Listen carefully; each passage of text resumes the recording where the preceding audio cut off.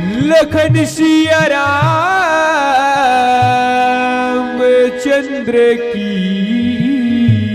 जय।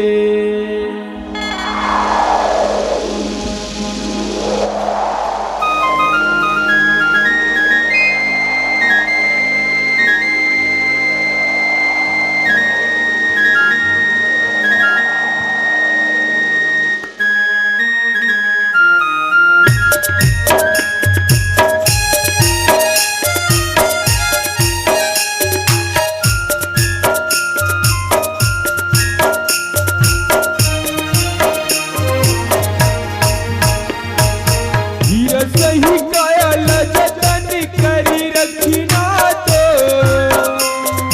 हीरा सही कायल जतन करी रखिना तो, करबे जगी में अंजोर, करबे जगी में अंजोर।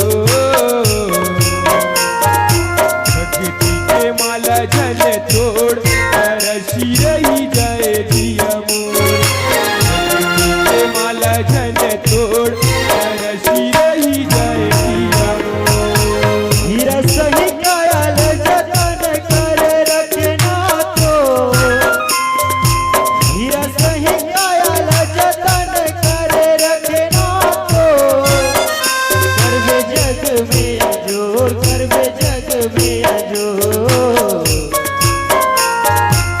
भक्ति के माला जन तोड़ तरस रह जाए हीरा मोर।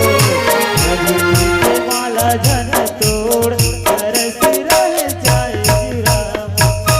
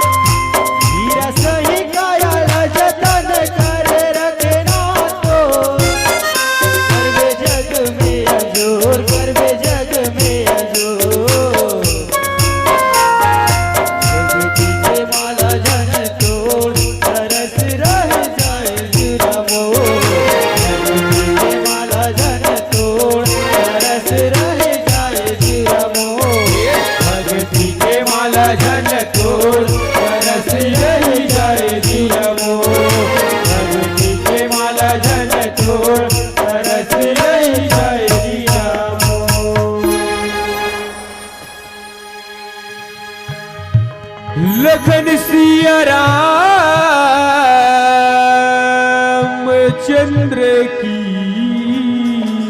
जय। आपकी आवाज ही आपकी पहचान है। जी हाँ, यदि आप अपनी आवाज को एक नया आयाम देना चाहते हैं तो चले आइए डिजिटल रिकॉर्डिंग की ओर। Sahu sound service, Katangi, Gandai. संपर्क करने के लिए मोबाइल नंबर है